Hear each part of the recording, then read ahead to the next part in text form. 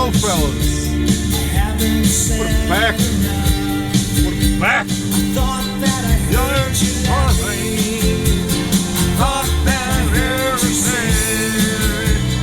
Woo, let's go. Sunday fun day, fellas. Sunday fun day. We're back. Back in business. Back in business. Back in booziness. Back in booziness. Back in booziness. Like we never left. Back from vacation. The vacation has ended. We're back from the vacation from the mountain. I couldn't even get my English properly working on the vacation. You know what? You don't know. I was speaking the Spanish. Yo hablo español como tú hablas inglés.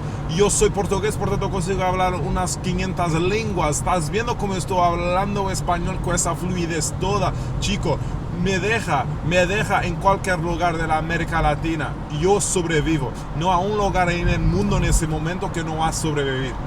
No consigues. No hay. Yo voy a sobrevivir en cualquier lado del mundo. Uno de los objetivos del año es conseguir hablar lenguas mejor de la Asia. Asia es un mundito que no comprendo muy bien. Asia es un mundo que no comprendo muy bien de lengua, ¿vale? ¿Estás comprendiendo que te estoy diciendo, tío? ¿Vale? So, as you can see, languages is easy for your boy. Languages isn't language. I don't even think these are languages. These are just things. This is just air coming out of my mouth. Everything is so fluid that comes from my mouth that I don't even consider these language. That's not a language barrier with me. It's just languages, no barriers. You get me? The man them guess what I'm saying, yo. Boy. Anyways, off to a gig. Excited, as you guys know, I'm always excited, but I'm a bit tired. I can't lie. I gotta keep it a bucket. I gotta keep it a bucket with you boys. I'm a bit tired. Okay. Sunday. I'm not hangover. I don't even know how to fucking say that word or nothing, but it was a slow Sunday. I slept in. I got out of bed at like fucking 1 p.m. I need to get my sleep back, you know? You guys know when you come back from vacation and you gotta get your sleep back, you know? Still figuring that whole sleep shenanigan back. It's so fucking loud outside. Jesus, just put the AC on, fellas. Still coming back, still getting my sleep in, feeling frisky-disky, but yeah, it's been fun. It was a fun vacation. But anyways, we're off to a gig. We're doing the Selva's open mic afternoon, I guess. It's 6:20 right now. Doing the open mic. I'll never say no to a gig, fellas. Never. You know me, I'll never say no to a gig. Some gigs I might say no, because I'm getting tired of some gigs. But yeah, I haven't written a joke in a week. The thing is, I feel this with a lot of stuff that I've done over the years, right? For example, with Valorant and with Jiu-Jitsu, I feel this very, very heavy, very hard. I feel this very deep in my bones. Like, sometimes giving yourself a break regularly, it's not a break. It's not a complete break. It's just stepping back for a couple of days. It's not a month. It's not like a week. It's not like, you know what I mean? But just stepping back for a couple of days. Completely stepping back. But at the same time, not completely stepping back. So stepping back to the point in which, if you see something funny, if you have a funny thought, you write it down.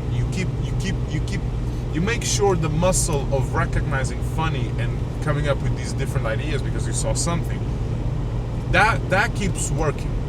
That stays on. But just taking a step back from sitting in your desk the whole afternoon, the whole night, and just writing and toughing out jokes and fighting against jokes, I think that works better for me. Even not performing. Like, not.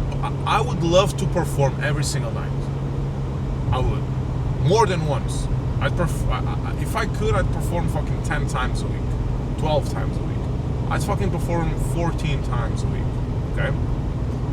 The thing is, that's just not possible here, right? So sometimes, in my opinion, I think I was becoming very bittersweet about not having gigs. I think I need, and that's what I've started doing, I need to look at not getting gigs. When I say not getting gigs, what I've been told is that there's a lot of people that are doing stand-up now, which I'm not gonna get into that, but whatever. Just taking those opportunities to really own the craft of writing jokes and writing stuff. You know what I mean? Of just locking down, locking in. And like if in a week you have like 2 gigs, which isn't great, but it is what it is, use that week to do stuff that you haven't been doing because you were going out to perform like every other night. You know what I mean? I feel like my material has been, I've been getting a lot of material. The thing is, you just can't really test it. But in my opinion, the more you write, the more stuff you do when it comes to jokes.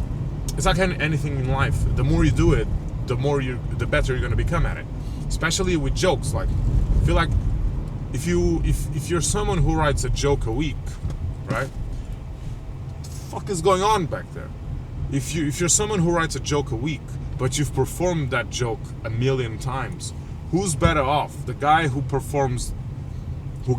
writes 100 jokes per week and only gets to perform a couple of those jokes. I feel like you also become very good at filtering the jokes that you write, but you immediately know, okay, this is not gonna be funny. I don't know if this, I don't totally agree with this, because I do think the audience is the only people that can really tell if the joke's funny or not. Because, for example, I've done jokes that I've written to friends of mine, and they don't laugh. They don't even give me anything. So I just start thinking to myself, okay, this stinks. Then I do it on stage, and it gets a good laugh, and I'm like, oh. So, you know, it's not easy. It's not something easy to manage, in my opinion. It hasn't been something easy to manage. But anyways, we're going to the gig. I've been trimming some fat on this dog stuff. I haven't done this. I took this vacation to really fuck me up when it comes to my material, because I started looking at it and I was like, I have no fucking idea of what to say, you know.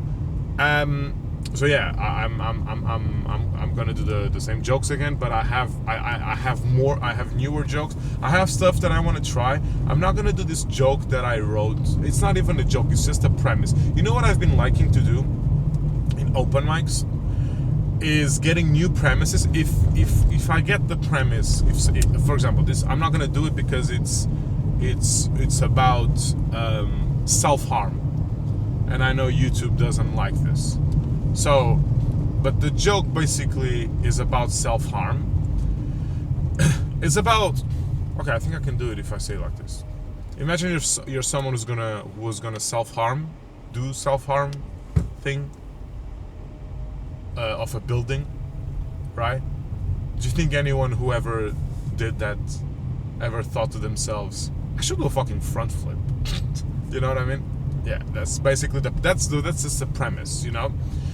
I've been thinking about getting the core of my new set dialed in the open mic, because Mikyu told me, and this was great advice, and if someone is watching this and you're starting off comedy as well, Mikyu told me once that an open mic is the place where you go not to just test out the jokes, obviously, but it's also the place in which you are saying the jokes. You're practicing saying the jokes. You're practicing being on stage telling the joke. You know what I mean? Which was great advice. Shout out for that. And the showcase is actually where you do the jokes, and you have a better feeling of oh, the people really find this funny. You know what I mean? So yeah, that's that. I think I forgot what I was going with this. But yeah, it's just going on stage with a bunch of premises, throwing them in to the audience, these premises, right, and just seeing what sticks. You know what I mean? For example, this joke that I just told you, this premise, I'm just gonna throw them like in the middle of the set, and just see if it sticks. You know what I mean? I feel like that could be interesting. That could be cool. Besides that, yeah, I'm gonna do this dog joke again about me never having pets. Me meeting my girlfriend's uncles, and they had this massive dog, and I'm scared. And this dog was so big that it would probably feed an entire town for a whole week. The town was on Ozempic, maybe a month. In China, a day, a meal, I don't know. Then I'm gonna say that I never had like pets. I never had like dogs. It's not like I hate dogs or anything. I'm like dog neutral, right? To me, dogs are very much like. To me, dogs to me are like strippers. I'll look at them, but I won't touch them. You know. I think I need something else besides this stripper joke, because I feel like everyone's done this fucking stripper joke. You know, this is also something that I've struggled with comedy, which is sometimes I feel like I'm very picky, and if I write a joke that I know, not that I know, but if I write a joke and I have a feeling that someone's already done it, I just won't use it. I'm gonna try it just to see, but everyone's done this fucking stripper joke. Every fucking person on earth has done this. Oh, no, it's like strippers, huh? I'll look at them, but I won't touch them. And it's not like I even give a fuck about strippers. If I had something in my act that was giving off stripper vibes, or vibes that I'm into strippers, or vibes that I'm into that sort of thing, or that I go to that sort of thing, sure, but I'm not giving anything. I'm not giving that energy during my set. I'm not giving off that vibe. And I think that's just not gonna make sense. You know what I mean? So yeah, I can't. It's not that I can't. It's just, it's stupid. It's hacky. It's a bum joke to do. I'm just gonna do it out anyway to try it, but because I feel like it's a great analogy for what I'm trying to say on stage. You know what I mean? But at the same time, I'm like, I don't know, fellas. I do have to. I have a funny premise about like animals migrating, which I think will be funny. No, I don't know. I think it's a funny idea of like birds migrating, like animals migrating. Anyways, I have to go. Take it easy, fellas. Shalom for my Jewish brothers today. Peace. Take it easy.